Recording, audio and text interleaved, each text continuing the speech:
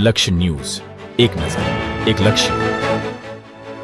નમસ્કાર દર્શક મિત્રો, લક્ષ્ય ન્યૂઝ ચેનલમાં હું મેઘા અગ્રવાલ આપનું હાર્દિક સ્વાગત કરું છું। આપ જોઈ રહ્યા છો લક્ષ્ય ન્યૂઝ। જામખંભાળિયામાં રખડતા આખલાએ 13 વર્ષીય માસૂમ બાળકનો જીવ લીધો। ધરમપુર વિસ્તારના મુખ્ય માર્ગ પર સાયકલ લઈને જઈ રહેલા બાળક પર આખલાનો જીવલેણ હુમલો।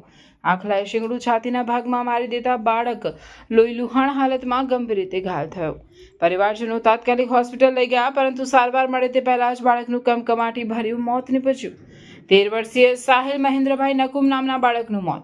આશાસ્પદ બાળકના મોતથી પરિવારમાં માતમ છવાયો। સ્વજનોના હૈયાફાટ રુદનથી વાતાવરણ ગમગીન। ગ્રામ્ય પંથકમાં લાંબા સમયથી રખડતા ઢોરના વધતા ત્રાસને લઈ સ્થાનિકોમાં ભારે આક્રોશ। રિપોર્ટર ઘનશ્યામ વાઢેર।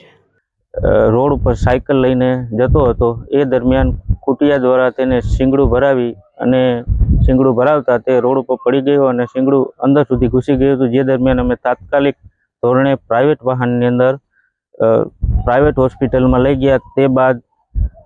ત્યારબાદ તેને સરકારી હોસ્પિટલમાં રેફર કરવામાં આવ્યા, જ્યારે સરકારી હોસ્પિટલમાં તેને મૃત જાહેર કરવામાં આવ્યા। મારું નામ મહેન્દ્રભાઈ। મારા ભત્રીજાને સાયકલ લઈને આવતા રસ્તા પર ખૂટિયાએ ઈજા પહોંચાડેલી છે। ખૂટિયાએ ઈજા પહોંચાડતા એને શીંગડું છાતીમાં ઘૂસી જતા તેને તાત્કાલિક ધોરણે પ્રાઇવેટ હોસ્પિટલમાં લઈ ગયા। પ્રાઇવેટ હોસ્પિટલમાં લઈ ગયા બાદ ત્યાંથી અમને સરકારીમાં રિફર કરેલા છે। સરકારીમાં રિફર કરતાં અમને ત્યાં સારવાર કોઈ પણ જાતની ત્યાં મળી, પણ ક્યારે ત્યાં જઈને ડૉક્ટરે અમને મૃત જાહેર કરેલા।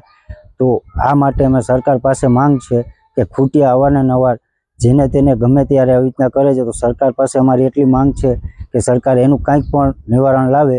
આ તો અમારો બાળક 13 વર્ષનો ઓલો નાનો વયો ગયો, તો આવા નાનકડા બાળકો ઘણા બધા છે, એમ આવતા જતા બધાને હેરાન કરે છે। તો અમારા પાસે સરકાર પાસે એટલી માંગ છે કે સરકાર અમને આનું કાંઈ પણ નિવારણ કરી આપો।